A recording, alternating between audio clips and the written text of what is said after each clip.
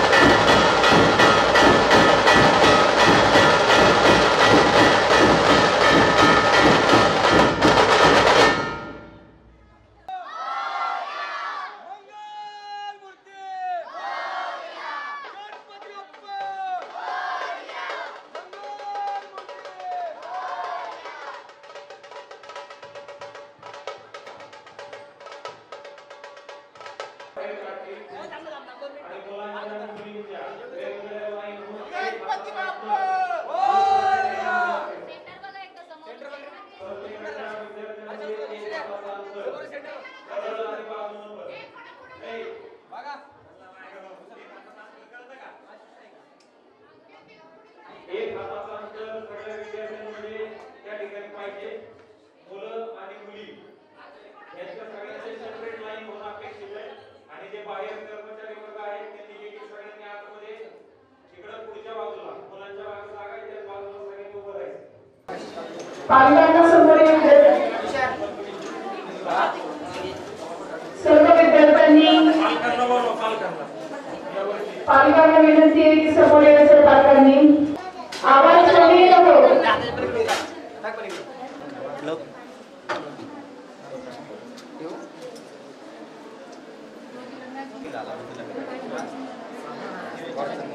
कार्यक्रम झाल्याच्या नंतर आणि सर्व शिक्षक 5 मिनिटं थांबतील. सर आपल्या संस्थेचे सचिव शाहरुख सर आपल्याशी संवाद साधणार आहेत. 5 मिनिटातच संवाद साधून होईल.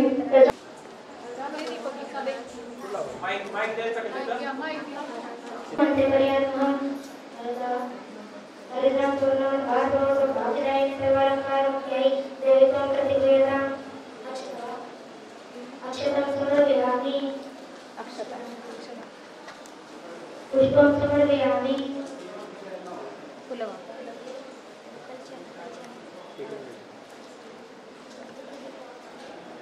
ते माळा पण घालायच्या.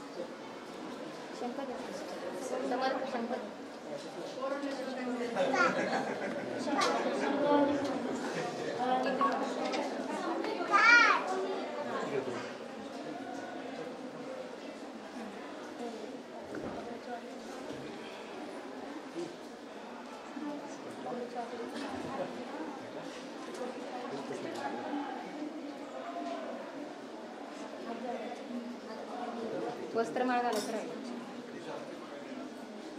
ती वस्त्रमाळ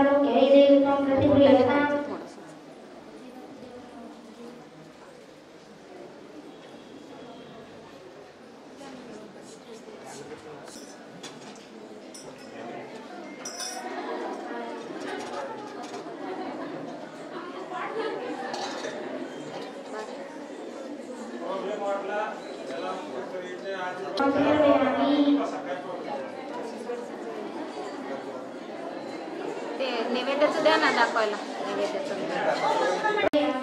थोडं असलं म्हणजे खांद्यावर बसायचं. थोडं शांत.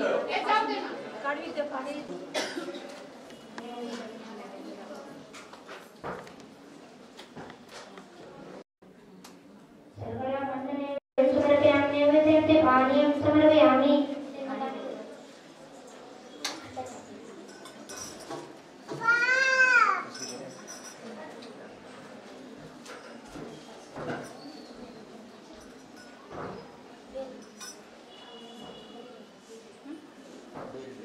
गॅप नाही पडू द्यायचा. समर्पयामि हां सांगत राहायचं.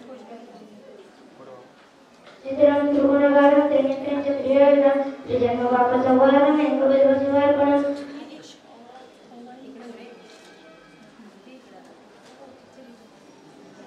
धूपं दीपं समर्पयामि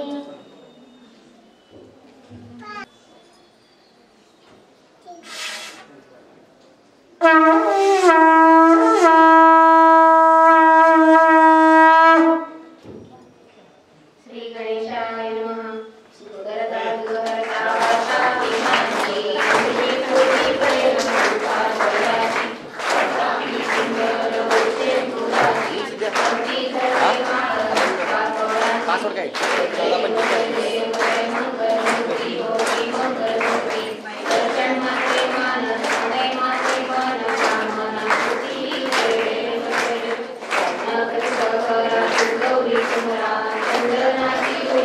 पेंट होते ना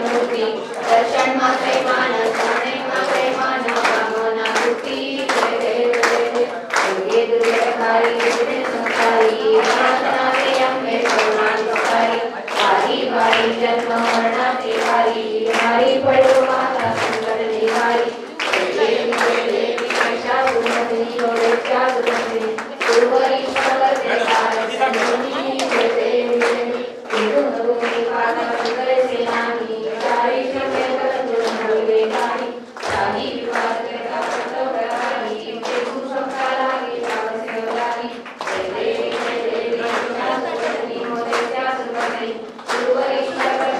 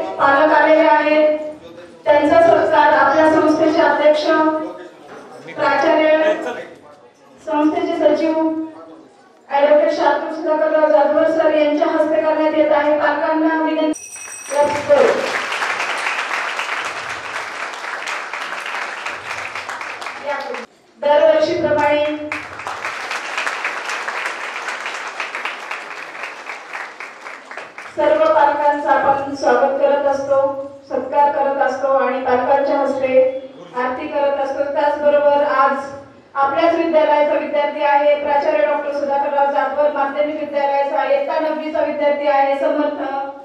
समोरचा सुद्धा सत्कार करण्यात येणार आहे.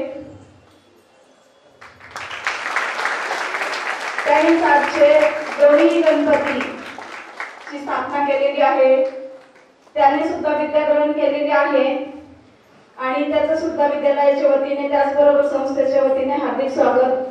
आपल्या संस्थेचे अध्यक्ष प्राचार्य डॉक्टर सुधाकरराव जाधवर सर मोलाचं मार्गदर्शन करणार आहेत. मी त्यांना विनंती करते की सरांनी आम्हाला सर्वांना मार्गदर्शन करावे.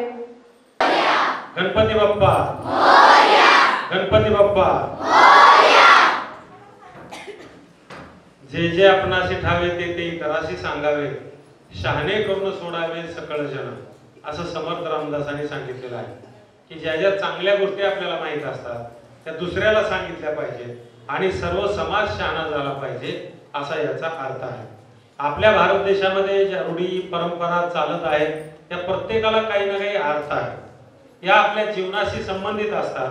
आपलं जीवन सुखमय व्हावं, आपण आनंदी व्हावं, यासाठी या भारत देशामध्ये अनेक रूढी परंपरा चालू आहेत आणि त्या रूढी आणि परंपरा आपण पुढे नेल्या पाहिजे, हे आपलं काम असतं. आणि तेच काम आज गणपती बाप्पा यांचं स्वागत आपण केलेलं आहे. त्यांचं आज आगमन झालेलं आहे आणि ही गणेश मूर्ती जी आहे याच्यापासून काय घ्यायचं, आपण बऱ्याच वेळेला अनेक गोष्टी विचारात घेतो आणि आपण नुसतं देवाला पाया पडत असतो. परीक्षा आली की देवा परीक्षेत पास कर, माझा पहिला नंबर येऊ दे, मला हे अडचण आली तर माझी ती दूर कर, बरोबर. सातत्यानं देवाकडे आपण मागत असतो. परंतु देवाकडे मागणं आणि आपली त्याला कृती नसणं याच्यामध्ये देव आपल्याला मग मदत करत नाही. जे मागतोय तशा पद्धतीनं काम करणं गरजेचं आहे. जर तुम्हाला पहिला नंबर यावा असं देवाला मागत असाल तर तुम्ही अभ्यास करणं गरजेचं आहे. बिना अभ्यास करता तुमचे घरचे लोक सुद्धा तुम्हाला पास करू शकणार नाही. तुमचा पेपर कोरा असेल तर वडिलाला जरी तपासायला दिला तरी ते पास करू शकतील का? कोरे पेपरला मार्क देणार नाही. म्हणजे याचा अर्थ काय आहे की आपण तशा प्रकारचं कर्म करणं. कर्म म्हणजे काम, काम म्हणजे वर्क, कर्मयोग सांगितलेला आहे की आपलं कधीही आपल्या कामामधून आपण चुकता कामा नये. आणि आपलं हे काम आहे हे आपण उठल्यापासून सुरू होतं. आपण उठलं की आपलं अंथरूण पांघरून हे नीट ठेवलं पाहिजे. आपण व्यवस्थित स्वच्छ आंघोळ केली पाहिजे, देवाचं नामस्मरण केलं पाहिजे, 2-4 योगासनं केली पाहिजे स्वतःसाठी, बरोबर आहे. आपल्या बसण्याच्या जागेवरची सुद्धा योगासनं होतात, प्राणायाम होतात आणि मग आपल्या दिवसाची सुरुवात केली पाहिजे. आपण ज्यासाठी आहोत तो अभ्यास आपण नीट केला पाहिजे, वर्गामध्ये नीट लक्ष दिलं पाहिजे. शिक्षक जे सांगतायत ते आपल्या भल्याचं असतं, ते आपण ऐकलं पाहिजे. शिस्त ही तुमच्यासाठी असते कारण तुम्हाला जीवन बदलायचं आहे. म्हणून शिक्षक सातत्यानं शिस्तीविषयी सांगत असतात. त्यामुळं त्यांचं मार्गदर्शन घेणं गरजेचं असतं. प्रत्येक गोष्ट आपण या वरिष्ठ माणसाची ऐकणं गरजेचं असतं आणि हे सगळं शांततेमध्ये असणं गरजेचं आहे. कुठलंही ज्ञान, कुठलंही आपल्याकडे विज्ञान हे शांततेशिवाय प्राप्त झालेलं नाही. आपल्याला जर ज्ञान मिळवायचं असेल तर पहिली आपल्याकडे शांतता असली पाहिजे. Where there is a peace, there is a God. जिथं शांतता आहे तिथं परमेश्वर आहे असं म्हटलं जातं. त्याची एक कविता आहे, Where there is a love, there is a peace.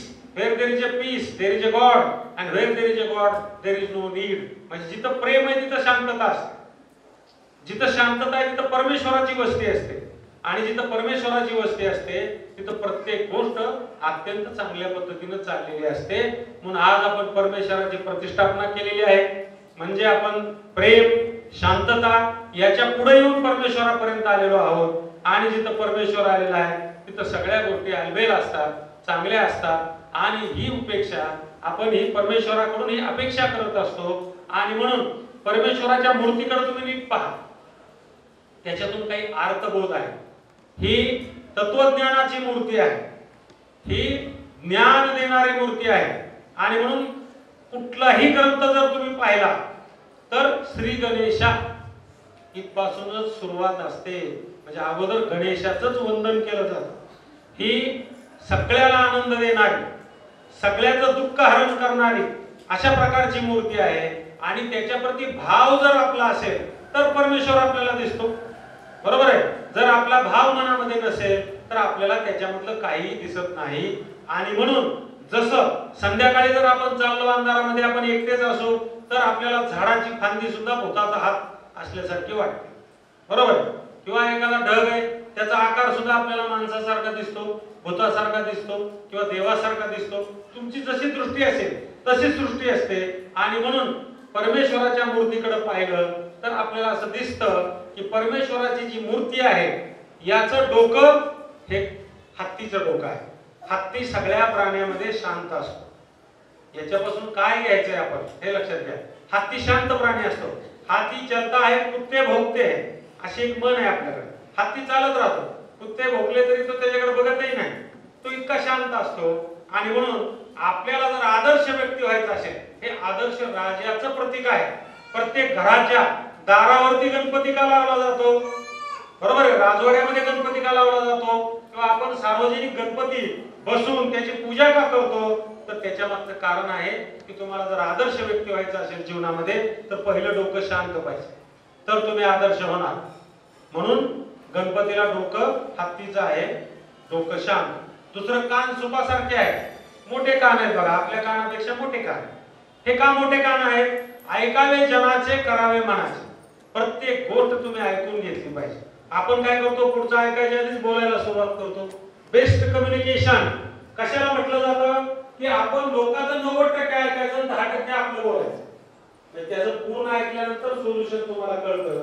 आपण ते न करता ते बोलायच्या आधीच आपले शिक्षक किंवा मुख्याध्यापक किंवा आम्ही बोलायला जर सुरुवात केली तर तुमचं काय म्हणणं कळेल का? आणि ते जर कळलं नाही तर त्याचं उत्तर आपल्याला शोधता येणार नाही. आणि म्हणून कान हे मोठे, प्रत्येक गोष्ट नीट ऐका. 2 कान दिले, जे चांगलं पडतंय ते घ्या, दुसऱ्या कानानं सोडून द्या जे पटत नाही ते, बरोबर आहे. आणि म्हणून कान मोठे सुपासारखे, ते नीट आपण ऐकून घेतलं पाहिजे. दुसरं डोळे. हे डोळे बघा, राक्षसाचे डोळे आणि माणसाचे डोळे आणि देवाचे डोळे याच्यात फरक आहे. हे डोळे जे आहेत हे अमृताचा वर्षाव करणारे आहेत. अमृत दृष्टी तुमच्याकडे चांगली दृष्टी आहे.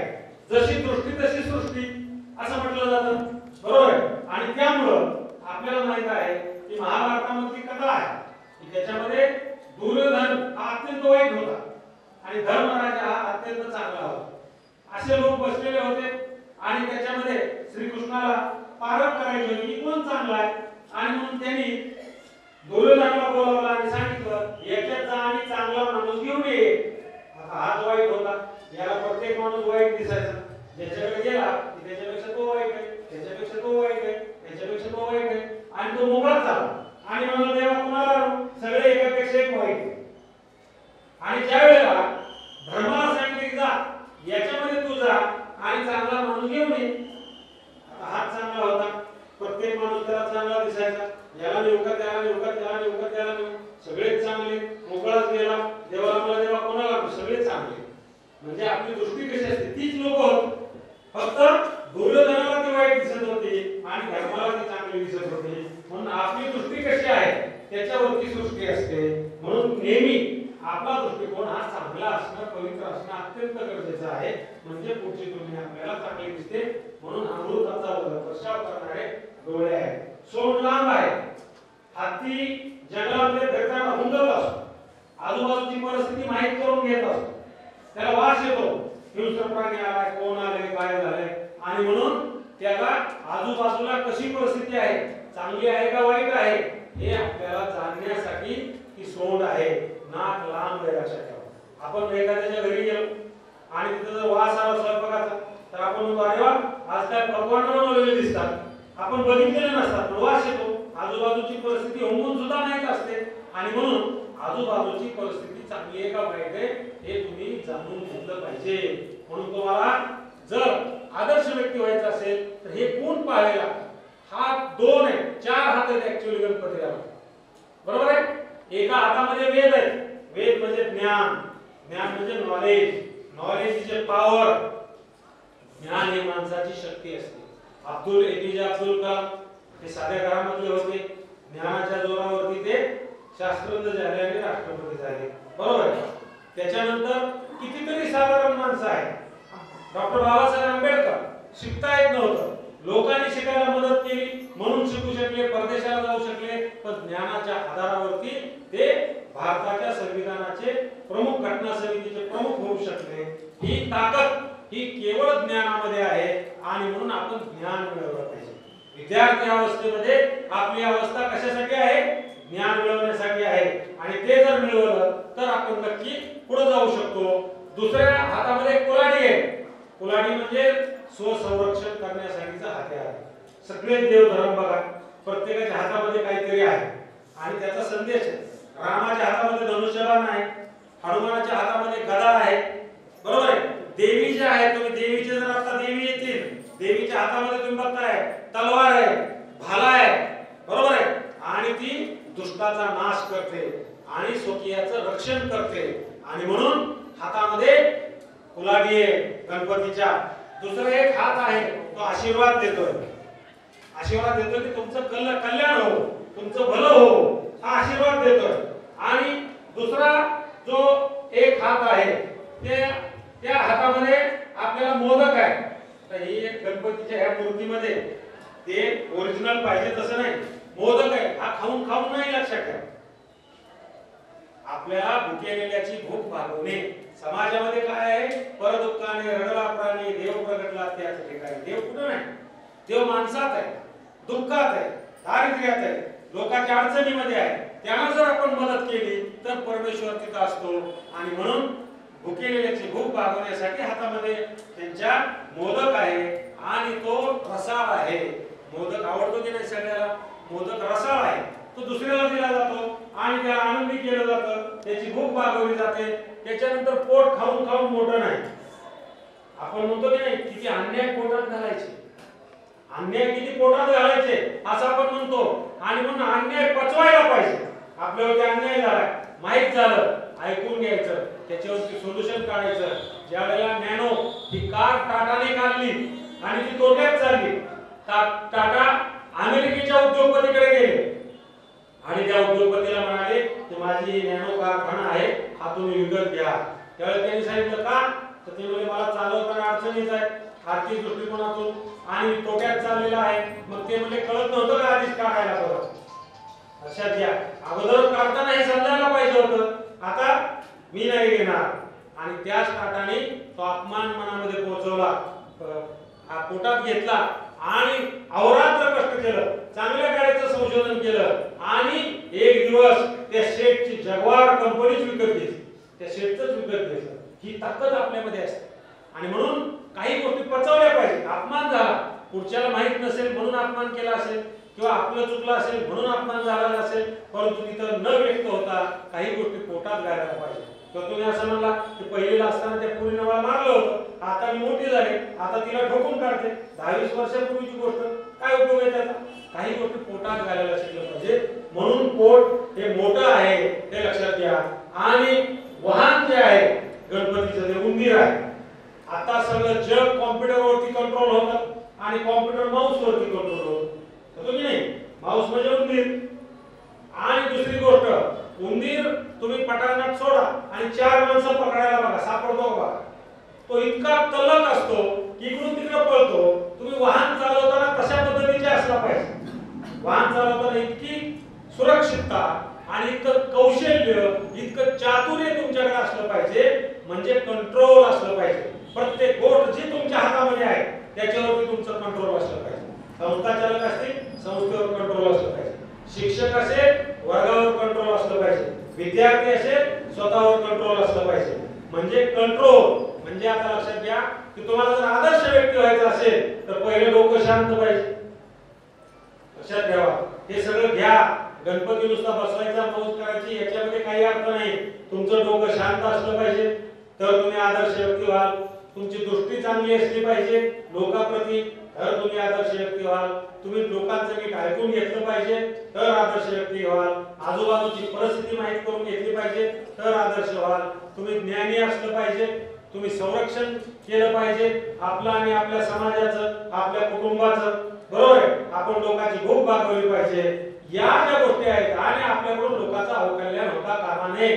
त्याचबरोबर तुम्ही छोट्या मोठ्या गोष्टी पोटात पचवल्या पाहिजेत आणि प्रत्येक गोष्टीवरती तुमचं नियंत्रण असले पाहिजे. या 10 गोष्टी जर तुमच्याकडे असतील तर तुम्ही आदर्श व्यक्ती होता. म्हणून घरावरती आपल्या घरामध्ये आपल्या गणपतीची मूर्ती लावलेली असते किंवा फोटो लावलेला असतो. आपण दर्शन घेतो, त्याच्याकडे बघून मला आदर्श व्यक्ती व्हायचंय हा उपदेश आपण घेतला पाहिजे. तर अशा प्रकारचे सण साजरा करण्यामागचा अर्थ आहे. आणि म्हणून टीचर असतील, विद्यार्थी असतील, सर्व पालक असतील, सगळ्यांना माझी नम्र विनंती आहे की आपण घरामध्ये आदर्श होण्यासाठी मग आदर्श शिक्षक असेल, आदर्श विद्यार्थी असेल, आदर्श पालक असेल, आदर्श आई असेल, आदर्श बाप असेल, आदर्श संस्थाचालक असेल, प्रत्येकाने आदर्श व्हायचं आणि समाजाला आदर्श घालून द्यायचा. हे या गणपती उत्सवामधून आपल्याला घ्यायचं आहे. या गणेश उत्सवाच्या सर्वांना मी शुभेच्छा देतो आणि थांबतो. जय हिंद.